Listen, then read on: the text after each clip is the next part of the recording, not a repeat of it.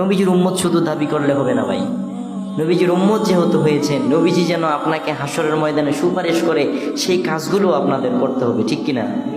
আমার নবীজি বলেছেন যে তোমার সন্তান সন্ততি পরিবার পরিজন যা কিছু আছে সব চাইতে যদি বেশি আমি নবীকে তুমি ভালোবাসতে পারো, তাহলেই তুমি খাঁটি মুমিন হতে পারবা।